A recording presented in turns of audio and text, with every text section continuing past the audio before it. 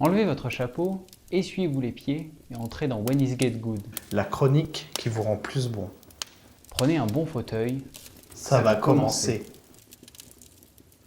Une chronique qui s'adressera aux néophytes en matière de speedrun, mais pas seulement. Et d'ailleurs, qu'est-ce que c'est? En quelques mots, c'est une pratique consistant à terminer un jeu le plus rapidement possible. Si simple que ça? Pas vraiment. Jargon incompréhensible en anglais, catégorie à foison, PB, OOB et ni %. Pas de panique. On va tout vous expliquer.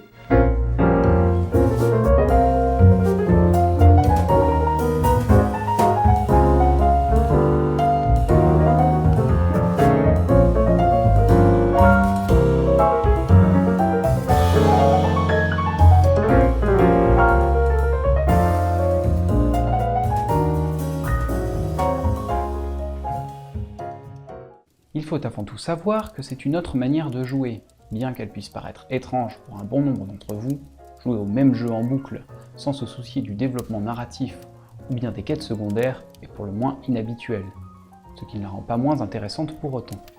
Entre alors en jeu compétition, record, entraînement, performance et dépassement de soi, autant d'aspects qui vous sont familiers puisqu'ils sont en effet en tout point semblables à ceux du sport et transposés dans le jeu vidéo. Cette pratique, comme celle du sport, nécessite du temps et de l'investissement personnel.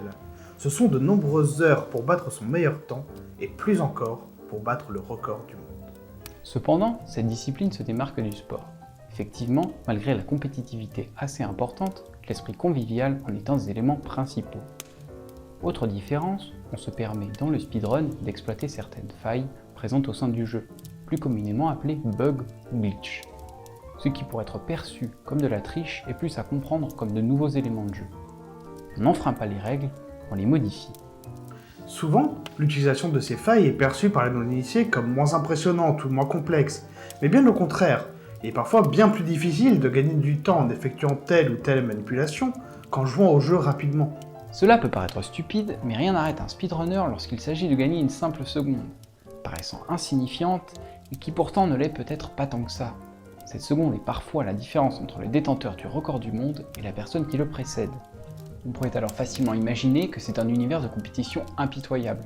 Eh bien, c'est tout l'inverse. C'est une communauté fantastique composée de gens formidables qui sont prêts à aider n'importe quel futur champion.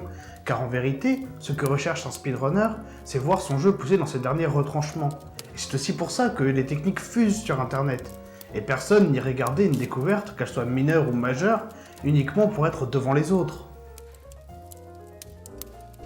Concrètement, comment ça se passe? Lorsqu'on lance une nouvelle partie, on parle alors de nouvelle run. Une run, c'est-à-dire un tour, une boucle, ou encore un essai pour tenter de battre son record personnel.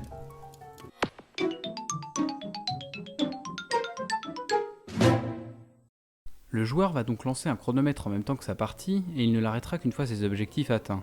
La plupart du temps, il s'agira de la fin du jeu. C'est ici qu'interviennent les catégories. Ce sont tout simplement des règles définissant le type de run qui va être joué. Le speedrunner est complètement libre de choisir sa catégorie, la plus commune étant l'Any %, ce qui, traduit de manière bancale, donnerait n'importe quel pourcentage de complétion du jeu. Ce qui signifie que vous devrez compléter le jeu le plus rapidement possible, sans contrainte particulière. C'est donc l'opposé total du 100% dont vous aurez aisément compris le principe. Durant la run, le joueur essaiera d'aller le plus rapidement possible, exploitant pour ce faire failles et techniques tout en restant dans les limites de la catégorie choisie. Si, par malheur, la run se déroule mal, que le joueur rate une technique importante et perd trop de temps par rapport à son record personnel, il y a de fortes chances que le reset s'impose. Ce fameux reset consiste tout simplement à couper la run en cours, mauvaise ou potentiellement, afin d'en relancer une nouvelle. Garder son calme lors de ces moments peut être très difficile, surtout lorsque cela arrive vers la toute fin de cette dernière, ou que l'on avait affaire à un potentiel record du monde. Avec lui vient donc l'abnégation, un principe fondamental de cette pratique, au même titre que la patience. Heureusement, la frustration est souvent atténuée par l'esprit d'entraide et le soutien de la communauté. Celle-ci est très soudée et lorsque deux runners s'affrontent, c'est très souvent dans la bonne humeur. En réalité, le speedrun n'existerait pas sans la communauté, ou tout du moins pas sous la forme qui nous est familière. Speedrun.com, site de temps autogéré par la communauté, en est un parfait exemple.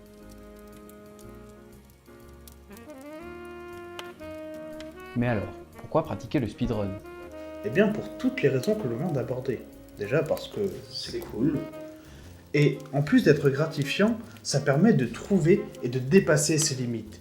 Ça permet également de redécouvrir certains jeux ainsi que de faire partie d'une communauté aussi particulière que sympathique. Cette pratique, qui comme on le disait plus tôt peut paraître presque saugrenue, est une toute nouvelle expérience, autant de jeu que personnelle, et l'on ne peut que vous conseiller d'essayer. Et ce, ne serait-ce que pour découvrir certains bugs de jeu, parfois hilarants. Le speedrun, c'est un hobby, une passion, une communauté et surtout beaucoup d'amour pour le monde du jeu vidéo. Et c'est aussi ça que l'on veut montrer dans When Is Get Good. C'est une chronique faite par des passionnés, pour tous. Au fil des épisodes, nous essaierons de vous expliquer et de partager avec vous cet univers si spécifique. Ce que l'on veut avant tout, c'est d'essayer d'expliquer et de rendre accessible à tous ce qui peut paraître hermétique aux néophytes. Explication de termes, comparaison entre le speedrun et la manière normale de jouer, ou encore les derniers records du monde impressionnants, c'est ici.